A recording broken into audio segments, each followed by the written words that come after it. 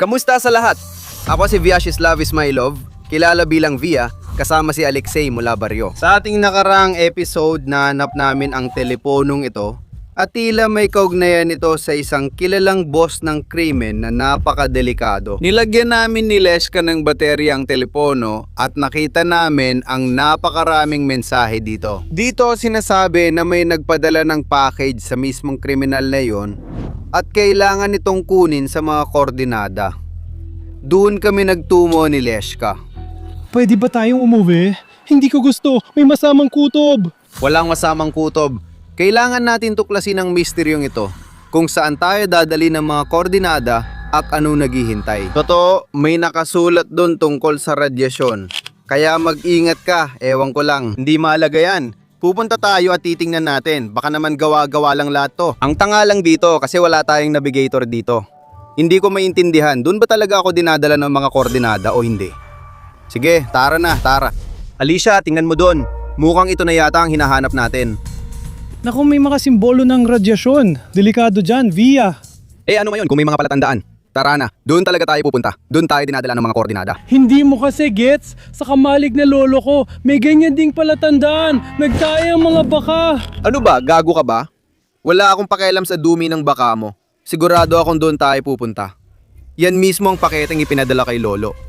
Uy, may nakaupo, yuko ka.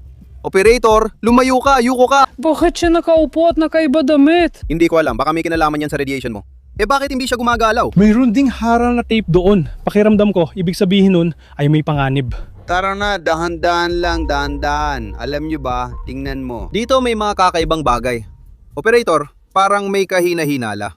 Yung lalaki hindi gumagalaw kahit nag-iingay tayo tungkol sa radyasyon. Pero tingin ko nasa sasakyan yan ang package natin o nasa isang ito. Ikaw munang magaluhog dito. Magpapatuloy ako. Saan kaya siya pumunta? Mukhang 12 meter itong bagay na ito. Tinuruan ako ni Lolo gumamit nito. Dahil sa baryo nila, may radiation ng dumi ng baka. Kaya lagi namin itong ginagamit. Teka, parang kailangan itong ikutin dito. Ayos na lahat dito. Oh, ayan. Naririnig mo? May nasasagap siya. Paano kung sobrang nga ang radiation dito? Tingnan natin ang package na ito. Dito, mas kaunti. Ito talaga. Sobrang dami ng radiation dyan. Ay kailangan sabihin kay Via na tumigil siya, huminto. Via, huminto ka! Mataas ang radiation level dito! O nahanap mo bang dosimeter? Sige nga, pahiram. Kailangan ko talaga yung bagay na yan. Hindi naman masyadong mataas. Ano ba to? Wala lang yan, di ba? Pakinggan mo, yung lalaking yon, hindi pa rin gumagalaw. Parang ang labo nun ah. At ayan pa, isa pang senyales ng radyasyon. Ayan, mataas ang reading dito. Ang lakas ng tunog. Ano to? Ito, malakas talagang ingay, grabe. Wag na wag ninyong susubukan ang mga nakita ninyo sa video na ito. Napakadelikado ng radyasyon. Sa totoo lang, ang mga gas mask ay dapat na nagpoprotekta sa atin. Ayan. Pero kung ako sa'yo, hindi ko yan isusuot. Bakit hindi? Kasi, tingnan mo yung mga readings. Oo, ang taas. Ibig sabihin nito, mabilis kanyang papatayin kapag sinuot mo yon. Papatayin ka? Sobrang kahina-hina talaga. Simula pa kanina, yung taong nakasuot ng chemical protective suit ay hindi gumagalaw. Akala ko binabantayan niya ang sasakyan pero pasensya na. Pasensya na! Oy, pasensya na!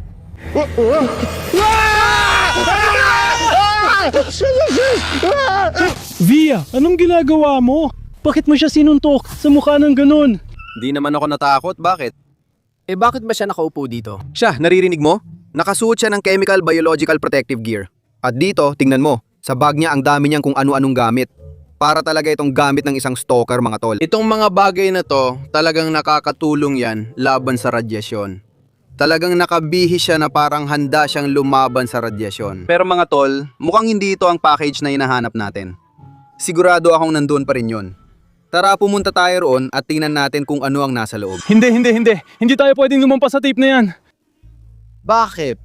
Pakinggan mo lang. Kung dito medyo ayos pa. Pero kahit ganon, may ingay pa rin. Paano kung itutok ko doon? Wow. Napakadelikado niyan. Mas malakas pa ang ingay dyan kaysa sa kubo ni Lolo. Grabe, totoo nga. Itong sasakyan na to, radioactive talaga. Mas mabuting wag mo nang gamitin. Nakakatakot talaga siya para sa akin. Delikado at nakakatakot. Pero bibilisan ko lang, saglit lang. Isang pa ako dito, isa doon. Habang inaayos ko lahat ng sikreto, kapag nalaman ko kung ano ang laman ng radioactive na package para sa lolo mo, yung kriminal na boss na yon, ayos lang. Hindi pa ako maapektuhan ng radiation, okay? Pakiramdam ko, ganun din ang sinabi ng tito na yon sa sarili niya bago siya namatay. Hindi ko alam kung sino ang tito na yon o bakit may radiation sa kamalig ng lolo mo. Pero kakayanin ko. Iseset ko na ang timer, ayos lang. Handa na ako. Hindi na natin makikita si Viu. Operator, sumama ka sa akin, halika dito, umakyat ka. Sige, walang laman dito, sira ang kotse at lahat ng bagay. Hindi tayo makakagawa ng walang gamit. Sige na nga, mapapandar natin ang kotse kahit papaano. Ano ba yung package na binanggit sa mensahe kay Lolo? Tignan natin kung ano ang meron dito. Mga pyesa. Oh! Opa! At ano naman ito? Nakita na natin ito dati. Lihim na pass ito na nagbibigay access sa iba't ibang lihim na pasilidad. May litrato, panganib at bunker sa ilalim ng lupa. Tingnan mo, ang lalaking ito ay suot ang parehong damit ng kalansay na nakita natin kanina. Pero puti lang.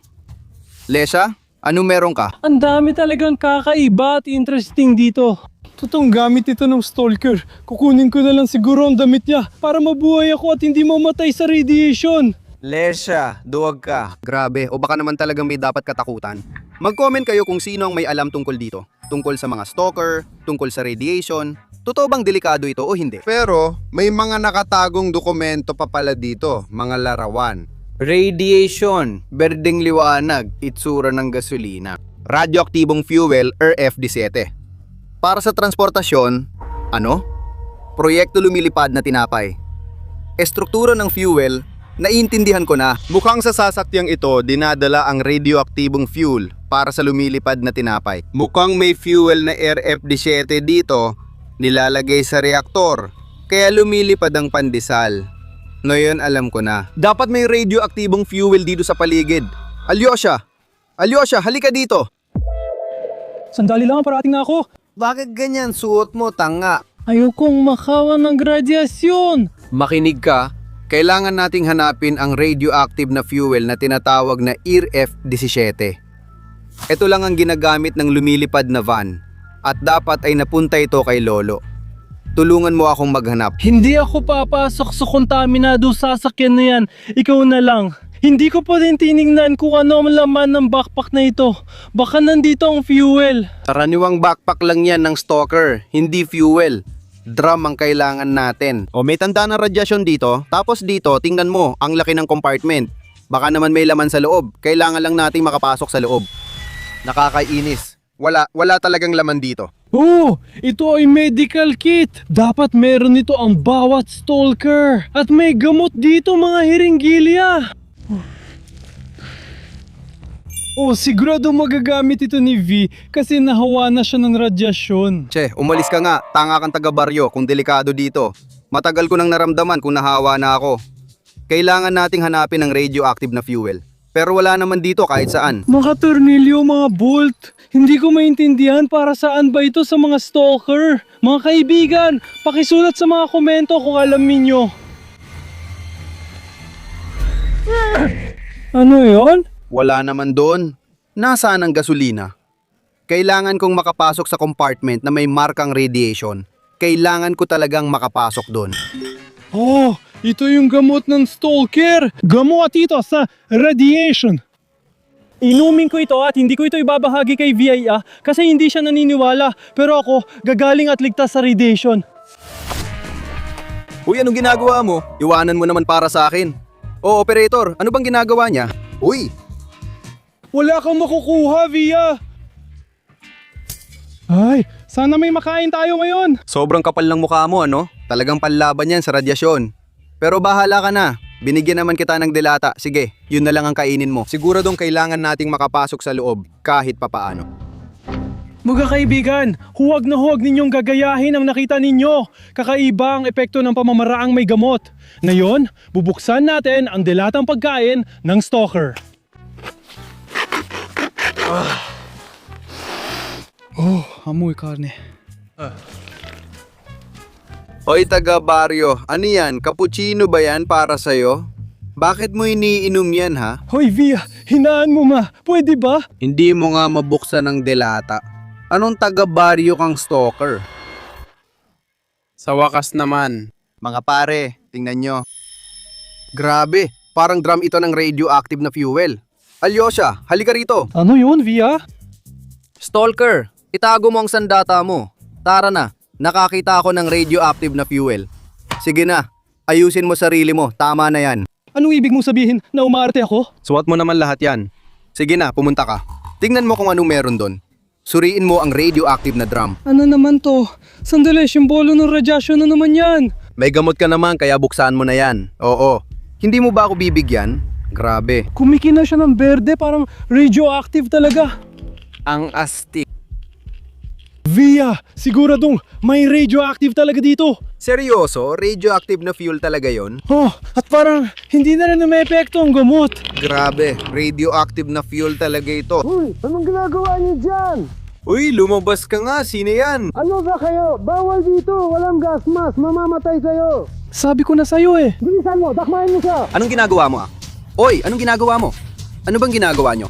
Ano? Umalis na tayo, umalis na tayo, umalis na tayo. Mga gago. Mga kakaibang tao yan ah. Bakit sila biglang tumakbo palayo? Ang weird talaga nito. Babalik din sila kapag nahanap ulit nila ang mga gas mask. Sinabi nila may radiation dito, delikado raw, walang gas mask. Tara na, alis na tayo dito. Sige, sakay na. Ngayon, paandarin ko lang itong lumang sasakyan at aalis na tayo. Via, bilisan natin, umalis na tayo dito. Sandali lang. Ayos na, alis na tayo. Ayos. Tara na, alis na tayo sa radioaktibong butas na to. Oh, sige, tara. Via, magmaneho ka ng maingat. Huwag matapon sa akin ang radioaktibong fuel. Oo, mag-iingat ako.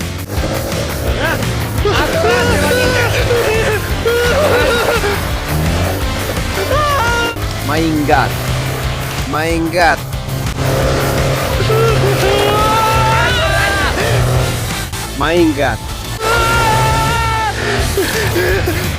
Sige.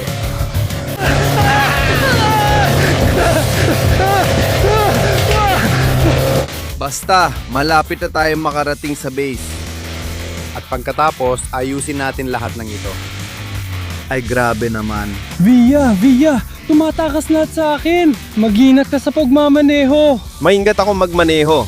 Ako ang pinakamaingat na driver. Maingat. Naririnig mo? Tumutunog ang telpono. Tumatawag. Parang kailangan nating huminto. Sige. Hoy, lumabas ka na, taga-baryo. Lumabas ka na. Tumunog ang telepono. Baka kakilala ni Lolo. Nainitan ako. Sige, sasagutin ko. Hello, Biyaya. Kambing, ikaw ba yan? Oo, ako ito. Ikaw na naman ba ang nagnakaw? Wala akong ninakaw. Hinahanap ko lang ang kailangan ko. Naririnig mo ba? Hinahanap ko lang talaga ang kailangan ko. Wala akong pakialam, Biya. Hanapin pa rin kita. Alam ko kung saan kita mahanap. Saan nga ba? Iniwan. Napaka-delikado ng nono. Paano niya nalaman na tayo ang nagnakaw ng radioactive na van at nasaan tayo ngayon? Sandali, baka hintayin niyo yung dalawa? Oo, hindi niya malalaman kung saan tayo pupunta. Ito ang bago kong lihim na base. Walang nakakaalam tungkol dito. Buti na lang at hindi pa tayo nakakarating doon. Nasa iyo ba ang teleponong yan nung nasa lokasyon tayo kanina? Naalala ko rin yan. Posibleng may GPS tracker sa lumang telepono. Tara, pag-usapan natin agad to sa team. Lakad na. Vanya, Motya, Misha, tara na. May bago akong natuklasang lihim na dokumento at mahalagang impormasyon. Ipagpapatuloy natin ang paghahanap sa lumilipad nating van. Anton, bakit mo kinuha ang mga dokumento? Pero sige, hindi na mahalaga. Tingnan nyo ito. Litrato ito ng paggawa ng gasolina para sa jet na van. Gets nyo? Hindi, ang jet na van ay ang lumilipad na van. At kailangan nito ng espesyal na super makapangyari ang gasolina.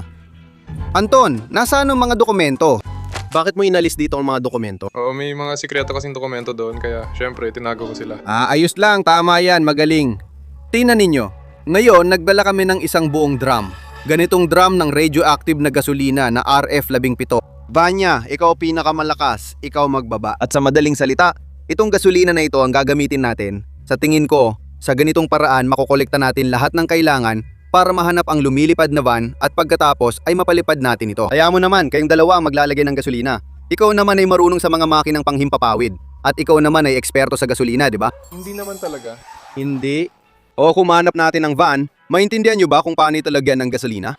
Siguro, hindi. Paano hindi? Binigyan ka ng napakaraming dokumento. Ang radyasyon ay lumampas sa normal ng 500 beses. O bibigyan ka niya ng ganitong kasuotan, bibigyan ka niya ng kasuotan. Huwag nyo nga palang hawakan yon. Kailangan pa yon hugasan, nabuhusan yon ng gasolina. Sige, punta na kayo, pag-aralan nyo, hawakan nyo doon ang gasolina. Misha, sandali lang. Ikaw ang may pinakamahalagang gawain. Baka may GPS tracker ang cellphone na ito, kaya pwede tayong matrace. Anong ingay nila doon? Ayan. Dito niya ilagay, huwag niyong matapon. Medyo natapon ko na nga doon. Ayan, 500 beses na yan. Isara mo na, oo, kalahati natapon ko na doon. Kailangan na nating tanggalin yan. Itapon na lang. Sa totoo lang, kailangan na. Pwede namang gawing mas matalino. Painin si lolo ninyo. Ibig mong sabihin parang maghanda ng bitag para sa kanya? Oo. Magandang ideyang yan, tama, narinig mo? Kailangan nating magplano ng bitag. Mahahanap nila tayo gamit ang teleponong ito. Akitin natin si Lolo sa isang lugar, huhulihin natin siya sa bitag. Pero tama ka, hindi dapat gawin yon. Magtatato tayo at pilit nating ilalabas lahat ng sikreto niya. Kasi wala na rin saysay si Lolo. Ganun lang. Sige, ikaw mag-isip ng bitag, ikaw magpatuli sa gasolina. Lisha, hugasan mo na lang yan. Huwag mo akong hawakan, please. O siya mga kaibigan, meron na tayong radioactive na gasolina para sa lumilipad na van at plano kung paano hanapin ang totoong impormasyon sa kinaroroonan ng van na ito. Kaya kailangan nating mahuli si Lolo. Sa madaling salita, kung gusto niyo pa ng mas maraming video at gusto niyong makita ang mismong lumilipad na van, mag-comment lang kayo. Lumilipad na van. Kung ano ang gusto nyo o hindi nyo gusto sa mga bagong episode na ito. At kasama nyo ako, si Vyacheslav Ismailov o kaya si Via. Paalam! Mga pare, paliguan nyo si Lyoka, ang baho.